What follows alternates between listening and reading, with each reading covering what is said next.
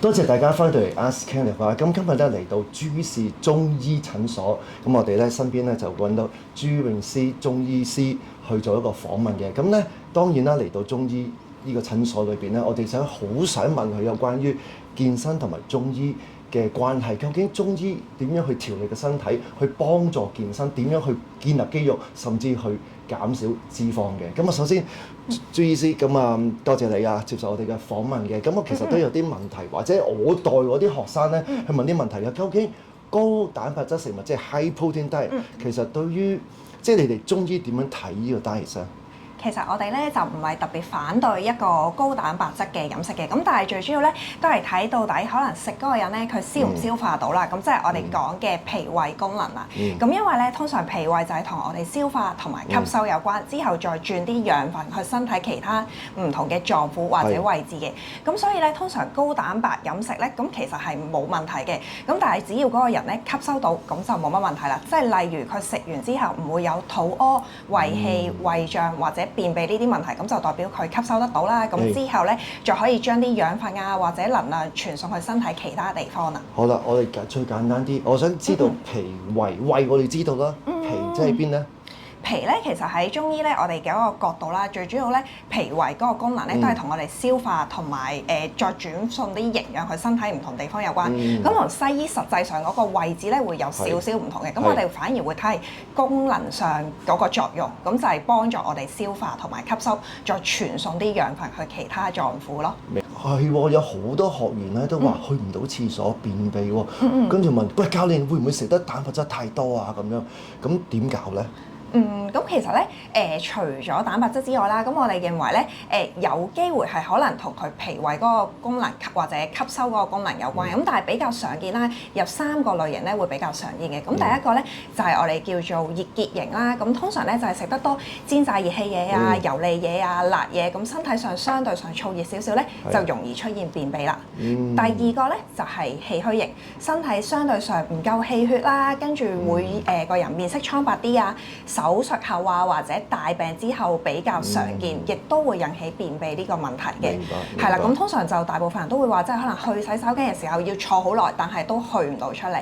咁第3個咧就係陰虛型，咁就係通常身體入邊唔夠水分、唔夠津液咧，咁就會難去洗手間多少少。咁呢個通常就大便可能比較乾熱啊，或者硬身，咁都會有便秘。咁所以其實蛋白質咧係唔一定，即係可能佢有機會引起呢個問題，但係都唔係唯一一樣嘢會引起呢個問題。咁頭先你所講嗰幾類型咧，係咪真係要蛋白先知㗎？如果唔蛋白就唔知。係啦，最主要咧睇每一個人嗰個情況都唔同嘅，咁所以咧就以啱啱上面嗰3個係比較常見啦。咁但係可能都係要具體，可能患者過到嚟啦，咁我哋再睇下佢係咪有呢一個問題，先可以再判定佢係邊一個類型咯。所以有乜嘢？譬如有啲學生有啲乜嘢，你唔好問我，你真係要問啲即係專業嘅先知道究竟佢發生啲咩事嘅。你問我，可能我都係叫你食多啲菜啊，飲多啲水啊，咁樣諸如此類啦。但係最緊要就係睇中醫，係咪？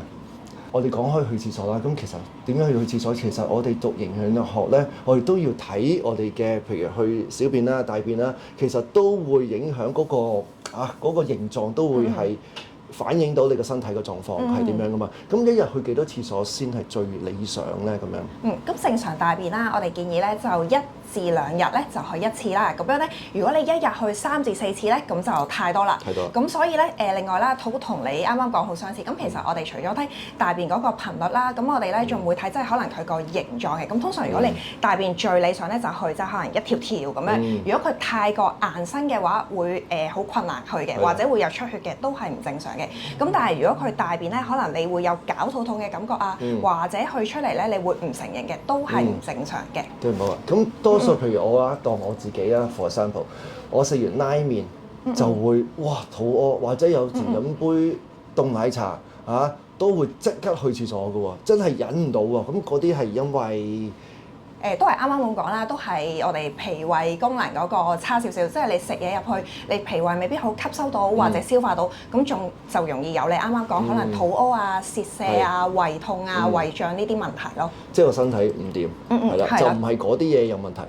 都有機會係嘅，即係一嚟係可能食物嗰方面啦，二嚟都有機會你吸收嗰方面差少少。因為我自己都避開嗰啲嘢嘅，基本上係咁就冇事嘅，即係食翻雞胸牛扒正常嘅嘢係完全冇問題嘅，但係一食嗰啲嘢咧就舐嘢㗎啦，多數會。哦，係啊，咁有啲人可能都對特定某啲食物咧會比較敏感嘅，咁如果係咁就可能盡量避免食嗰啲，咁通常大部分啦都係煎炸油膩嘢嗰啲就容易啲會引起肚屙嘅問題嘅，或者生冷嘢啊嗰啲都有機會會有咯。朱醫師，你講唔覺得咧？即係好多人話啊，you are what you eat，其實唔係喎，其實可以進深一步，就係你應該係唔係淨係你食嘅嘢咁緊要。digestion 即係你嘅消化系統係咪更加重要咧？即係對於建立肌肉啊或者 fat loss 嚟講，都係㗎，因為所以啱啱我都講咁多脾胃嘅嘢啦。咁因為中醫有句説話咧，就係脾胃為後天之本。咁前一句咧就係腎為先天之本啦。咁即係咧腎氣咧就可能係我理解咗我哋可能遺傳啊屋企人即係可能生出嚟咁我哋嘅體質，咁可能呢方面就同腎氣有關。咁但係我哋可以透過脾胃吸收，即係透過我哋後天嘅飲食咧，就去滋養我哋嘅先天。令到我哋身體強壯啲，咁所以其實飲食對我哋吸收啊，或者肌肉嘅發展啊，嗰啲都有好重要嘅幫助。OK， 咁點樣啊？有咩方法去保養自己嘅脾胃咧？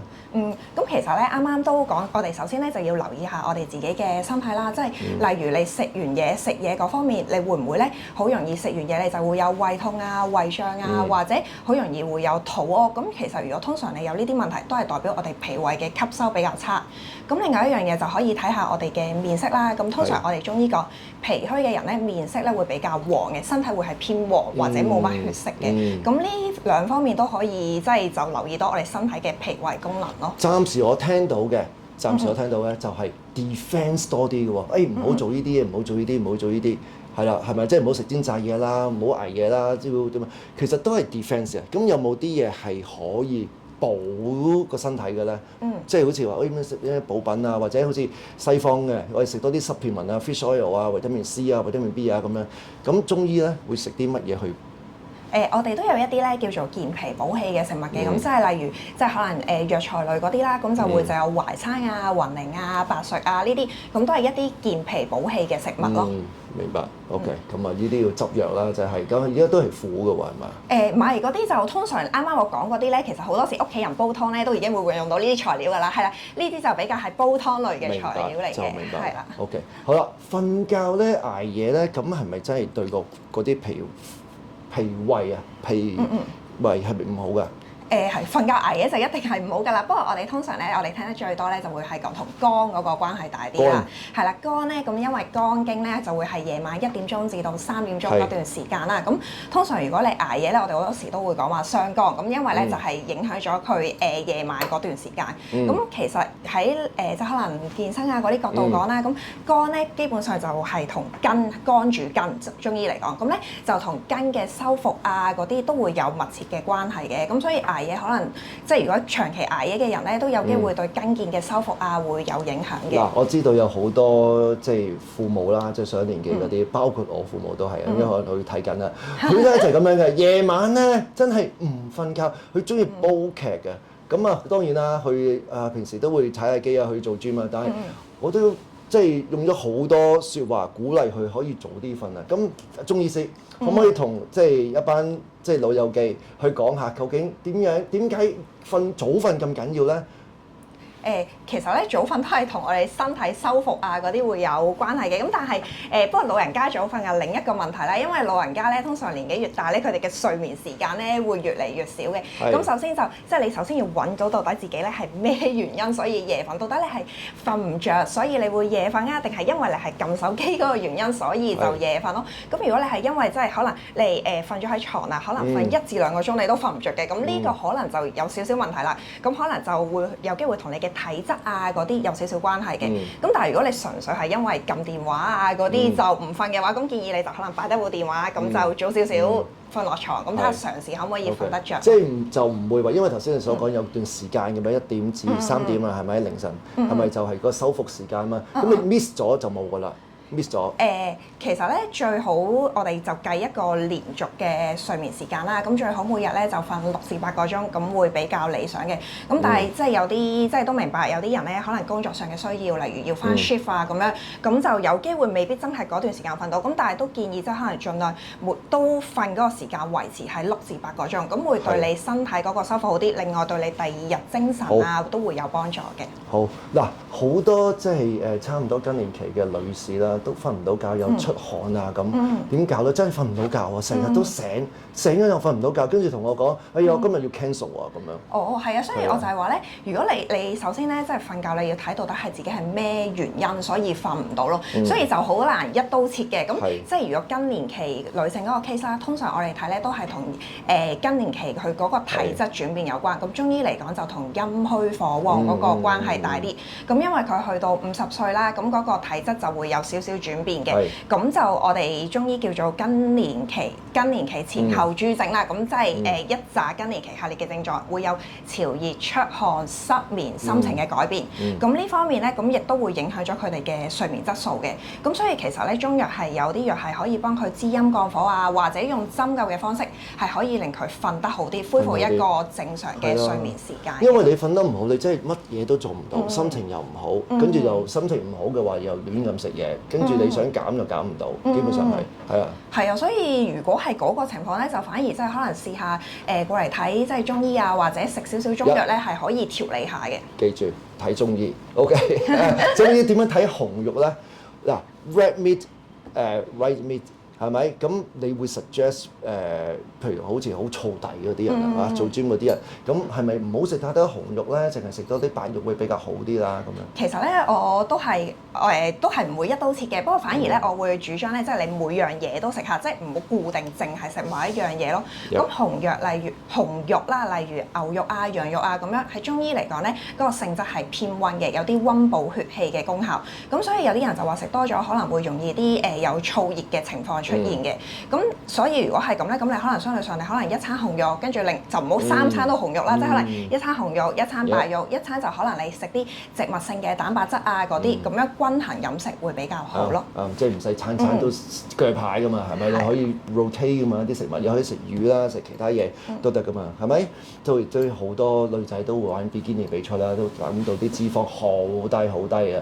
咁我自己解釋咧就係話。啲女仔有機會啊，即係去參加比賽之前，或者揾我訓練之前咧，我都會同佢講嘅。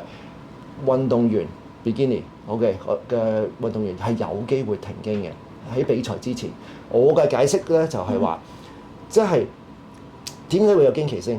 你想生 BB 啊嘛，咁你去到一個咁極端嘅 condition 底下，即係好似你去打仗，基本上你停係好正常啊，係咪個身體？咁所以個身體就會 stop 咗嗰樣嘢，跟住佢唔俾你有經期，所以你唔使擔心。你完咗之後揾中醫師幫你再調一調，係咪就可以咁容易咁簡單就可以修復到嘅咧？咁其實我之前都有啲病人都係有玩即係比賽啦。咁其實我都發現咗有2樣嘢咧，通常佢哋係比較常見而引起停經嘅。咁第一個咧就係同血氣唔夠有關。咁因為即係可能始終你比賽啦，你要減，咁去到一個好低體脂嘅狀態，或者你飲食相對上都會係赤字咁樣，咁就容易啲咧令到身體血氣唔夠。咁你身體血氣唔夠，咁你已經係要維持身體嘅能量㗎啦。咁就相對上就容易啲令到佢月經係停咗嘅。咁第2個情況比較常見咧，就可能同佢壓力嗰方面有關，因為你比賽嘅時候咧好緊張。咁中醫嚟講咧，咁你緊張會令到出現肝鬱氣結嗰啲情況，咁或者氣滯血瘀嗰啲情況，咁你個月經咧就亦都會停咗。咁呢個情況咧，亦都係好常見嘅。咁其實咁比賽咧，我覺得就都無可厚非㗎啦，即係嗰段時間。咁如果你真係有需要嘅，咁你可能就唔好俾自己太長時間維持喺一個低體脂咯。咁我都知比賽即係可能過咗之後，咁就唔會長時間需要維持喺咁低體脂。咁可能就真係比賽嗰段時間，可能嗰幾個月啦，咁你停咗，我覺得都唔使太擔心，或者唔使太緊張。咁反而之後咧，咁就再調理翻身體，咁等身體慢慢啲血氣恢復翻，咁就冇乜問題㗎啦。明白，完全收到，所以唔使擔心，唔使太過擔心嘅。嗱，譬如啦，有啲我為例啦，哇，真係減唔到，哇，去到某個位真係塞咗喺度，減唔到個脂肪減唔到，咁我已經食到好清，食到好低卡路里啦。咁中醫有冇幫助咧？譬如針灸啊、中藥啊，有冇幫助幫我啊？可以落低多少少脂肪咧？咁樣咧？咁就要睇下咧，到底即係呢個咧，又係講翻同脾胃嗰個功能有關啦。咁你揀唔到，咁就要睇下到時嗰段時間咧，你會唔會有其他可能胃脹啊、胃氣啊，或者肚屙啊嗰啲問題，而影到你揀唔到。另外一個咧，就有機會可能同壓力啊嗰啲關係大啲。咁好多時都係壓力而令到你即係可能荷爾蒙啊、內分泌啊嗰啲失調。咁如果係同壓力嗰啲咧，咁其實針灸嗰個效果會好啲嘅。針邊度咧？嗱，最主要針嘅話咧，有兩方面。咁通常我自己啦習慣，因為我本身睇啲神經內科啊同情緒有關嗰啲問題比較多。咁通常我就習慣針喺頭部嗰啲穴位，咁就可以一嚟放鬆神經啦，放鬆翻心情啦，咁可以有啲降壓啊或者幫助睡眠嘅作用嘅。咁另外一方面啦，咁就即係啱啱講，如果同腸胃嗰個功能關係大啲，咁我都知有啲可能準備比賽嘅人又未必想食好多中藥嘅，咁通常就針灸嘅話咧，我就會針喺肚嗰啲位置，咁就會調理腸胃為主咯。OK， 嗱，頭先我哋所講啦，都係食嘢啊咁樣啦，飲水啊，就點樣可以去將個脾胃可以再做得好啲？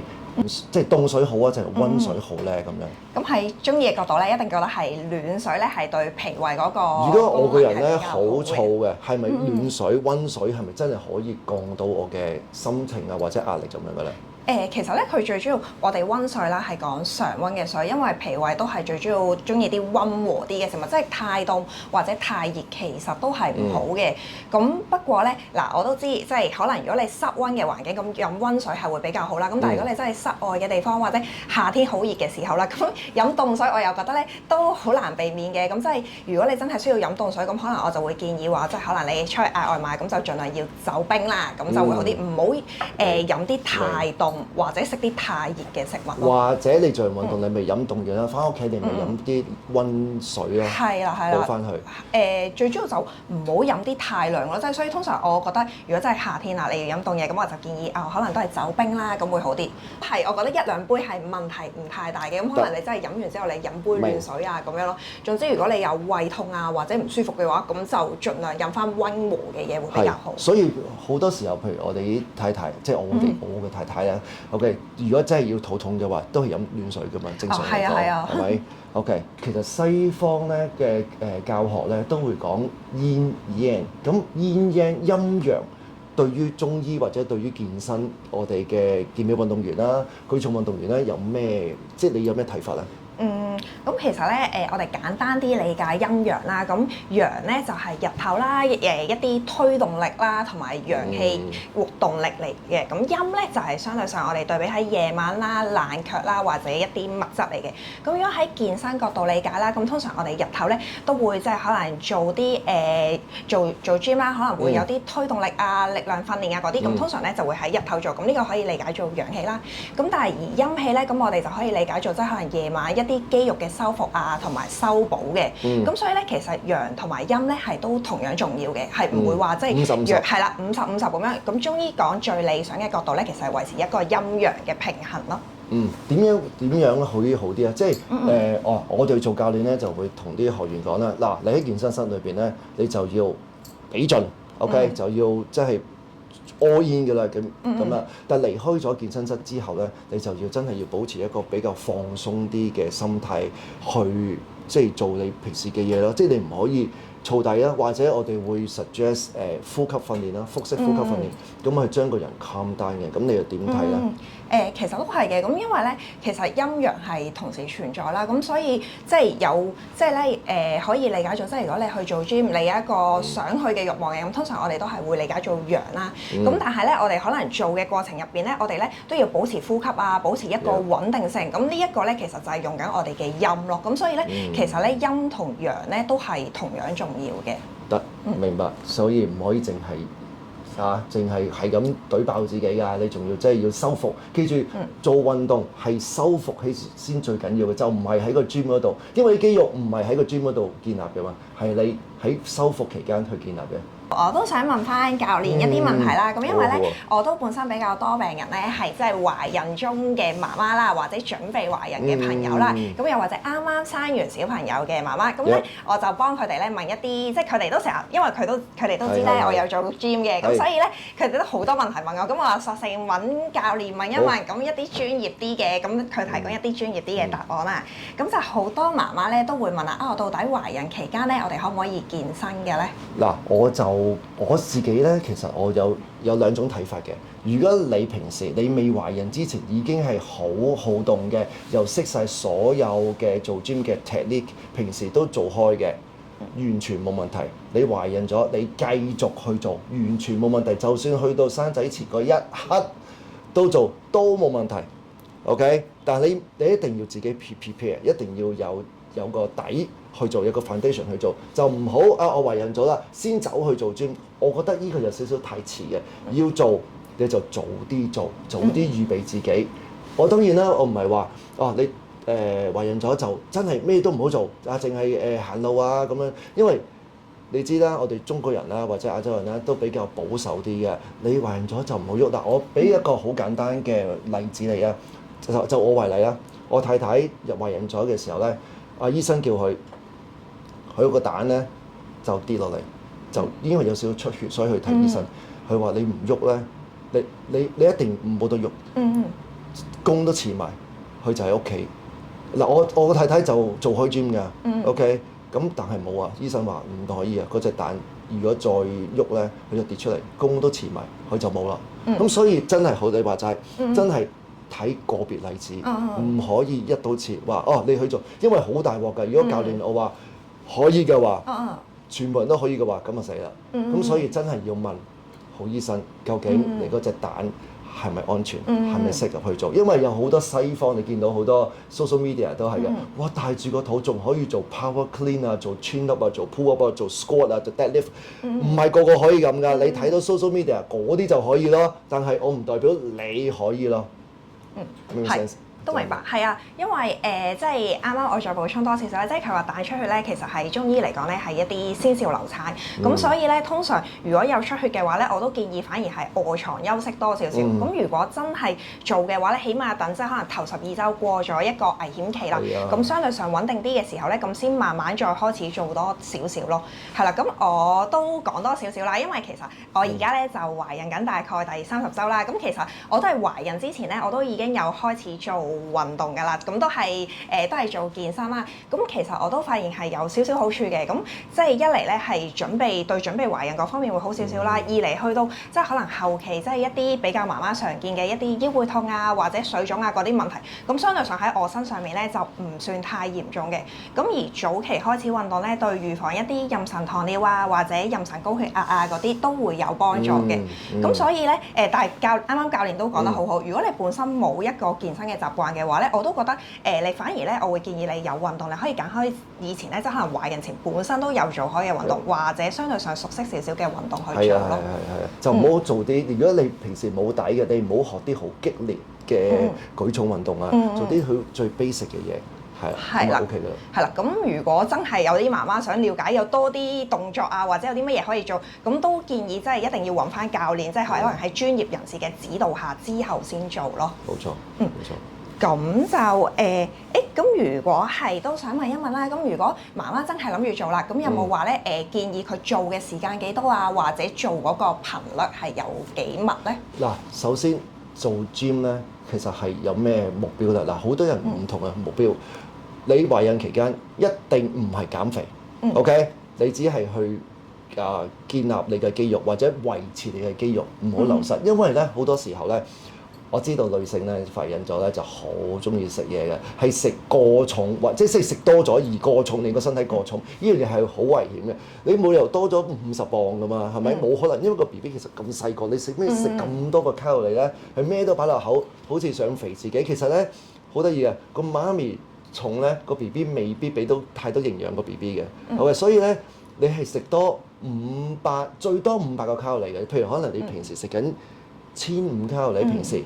但係懷孕咗最多係2000，你唔會食到3000，因為你懷孕期間而過重嘅話咧，身體都會好多唔同嘅疾病發生咯。咁所以我都希望可以用到 weight training，可以去令到佢建立肌肉啦，control 翻佢嘅 body weight 咯。係啊，但係都要最主要就係 control 嘅飲食，唔好太過分啦。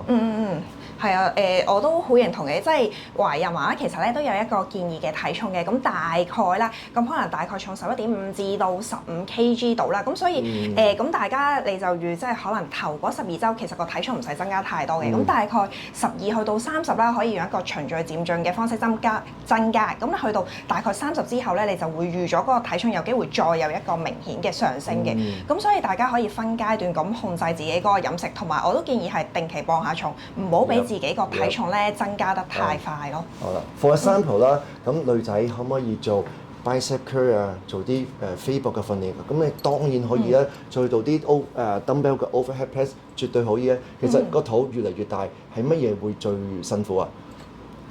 條腰係啊，一定係條腰。所以咧，當你懷孕初期嘅時候，你都可以做啲 back extension 啊，做啲 RDL 嘅嘢，或者之前你已經去強化翻你嘅核心肌肉啦，一定會好啲。我唔係叫你做 crunches 啊，做啲腹肌訓練，唔係，絕對唔係。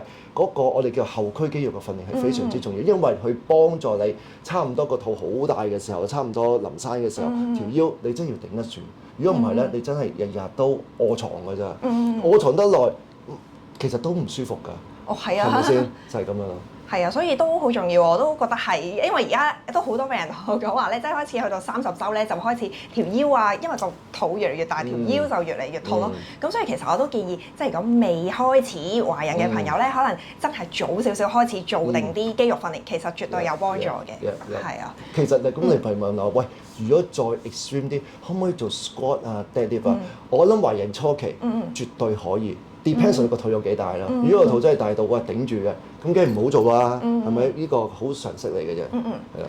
係啊，咁都有啲媽媽問咧，即係通常去到後期啦，咁佢哋都會有啲係傾向想順產嘅，咁有冇話有啲乜嘢動作咧順產會易啲幫助到順產咧？我覺得學識呼吸，學識點去運用你嘅核心肌肉，即係我哋點樣可以去收個腹，然後用力。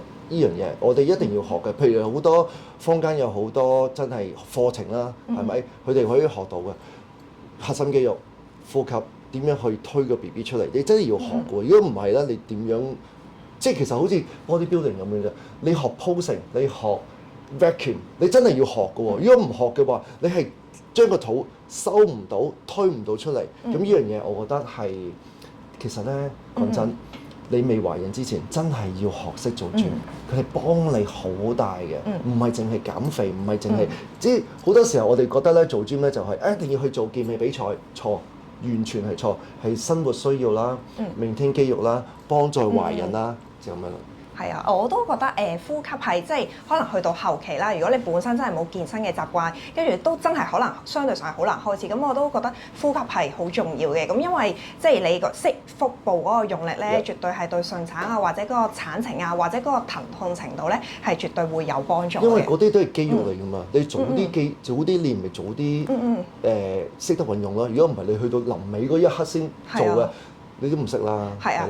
因為我都可以講少少有啲比較得意嘅嘢啦，就係即係可能咧講下點解我初初會發現我自己懷孕啦。其實都好搞笑嘅，我咧係本身有做 chin up 㗎嘛。咁 chin up 咧其實咧要即係可能要用啲 core 嘅力量啦。其實咧我就有一次做 chin up 嘅時候咧，我突然間發現我個 core 用唔到力喎。跟住之後咧我就去 check 啦，跟住之後就真係好早期就懷孕。咁所以其實如果你對身體自己好了解嘅話咧，其實咧係啦，同埋嗰段時間我發現咧，我無論做即係可能 squat 啊、RDL 啊或者 deadlift，我都發現我個 core 個用力係差咗咯。所以如果你對自己身體好了解咧，其實有啲係早期嘅先兆，你都會留意到嘅。係啊，女士小心啲啊！女士如果真係用唔到 core，即刻去 check 下究竟係咪懷孕。係啊，不過呢個係幾搞笑嘅分享啦。咁但係即係講到尾，即係後期我都覺得咧呼吸係好重要嘅。係啊，咁好多媽媽都真係即係我有啲其他媽媽都同我講啦，即係如果學識咗呼吸咧，絕對係會即係輕鬆好多嘅嗰個產程係。非常之好。嗱，講開呼吸咧，其實頭先我哋都講咗啦，呼吸訓練對於減壓係非常之重要嘅。即係我自己啦，譬如我喺生活都好多壓力啦咁樣，我多數我會喺架車裏邊啦，或者喺個房裏邊咧自己一個人真係做一啲深呼吸訓練咧，唔使好耐嘅，可能2至3分鐘，出翻去咧，你個人咧 calm 好多。譬如即係咁講啦，而家我哋咁少人，即係夫妻實有啲嗌霎㗎啦，係咪？實有啲嗌叫㗎，最好咧做丈夫啦，我哋講嗰個先啦，唔好講住，俾啲時間我去個房靜一靜先，出翻嚟咧我哋再傾。咁我覺得呢樣嘢係好正嘅，就唔好即刻硬碰硬，咁啊死緊嘅。最好大家閂埋房門，唔係扮門啊，閂埋房門自己靜一靜，出翻嚟咧好好多㗎，好好多，真係要，因為咧情緒管理非常之重要嘅，即係維持一個夫妻關係係一個 bonus tip。係。好啊，咁就咁我之後再問埋咧。咁如果生完嘅媽媽咧，應該咧都好想問另一個問題嘅。咁咧佢哋成日都會講腹直肌分離喎。咁咧如果生完之後有腹直肌分離啊嗰啲問題咧，咁唔知做 gym 又可唔可以幫到手咧？嗱，多數醫生講啊，西醫嘅醫生講，基本上如果你真係開刀 C section 嘅話咧，你1年你都唔使真係做直接嘅腹肌訓練，但係唔代表咗你唔可以做訓練。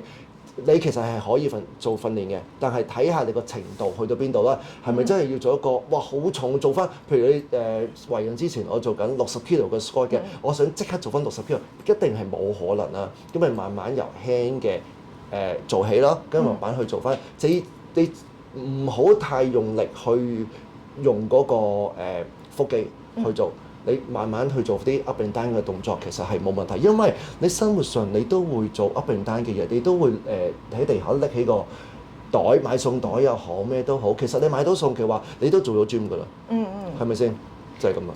係啊，我都好認同嘅。咁所以其實咧，好多媽媽都好擔心，即係可能生完之後，可能身形啊嗰啲會走樣。咁其實都我覺得佢哋可能生之前，因為見到個體重升好多咧，已經開始好擔心㗎啦。咁我又覺得呢一方面唔使擔心太多嘅。咁可能生完之後，等身體慢慢恢復咯。咁一個過程嚟嘅。咁之後你再慢慢開始翻肌肉訓練啊嗰啲，咁身形係可以做到修復嘅。係啦，咁你媽媽咧唔使擔心嘅，因為你個 BB 咧嗱。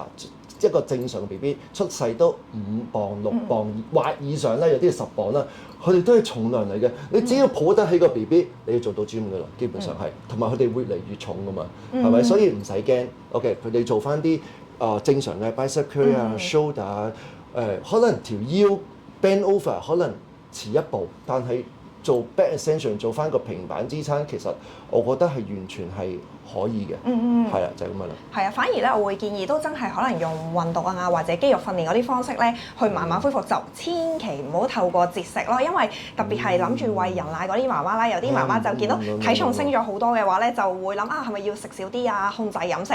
我覺得適量選擇食物咧係重要嘅，但係你就唔好令到自己好肚餓，因為如果你有時太肚餓咧，反而會影響奶水嗰個分泌咧，令到唔夠營養俾 BB 咯。冇錯，係啦，講翻訓練啊。記住唔好懷孕完咗生完 BB 即刻諗住，哎呀，我想快啲玩翻 CrossFit 啊、High 模式嘅訓練，呢啲比較咁下一年啦，唔好即刻同一年啦。咁頭先醫師都幾好啊，講一個個例子就係餵人奶，我太太就餵人奶嘅，瘦得好快嘅。OK，所以唔好節食，係瘦得好快嘅，你放心啦。OK。我哋都鼓勵餵人奶㗎嘛，係注意先。係，即係如果有嘅話，就可以餵咯，對 BB 抵抗力好啲。咁但係都要睇埋媽媽個情緒啦。咁如果真係媽媽真係可能產後抑鬱比較嚴重嘅，又或者真係休息唔夠嘅話，咁就可能自己再根據自己個情況再選擇翻咯。好啊，咁啊多謝咁啊朱醫師嘅時間啦，係咪？都我諗大家都袋咗好多嘢落袋啊，同埋今日都幾有營養啊！我哋啲資訊，咁啊多謝你先。咁我哋但係記住啊，有乜事揾醫生，唔好自己上網問 AI，最好又揾個即係註冊嘅中醫師去問下。多謝大家。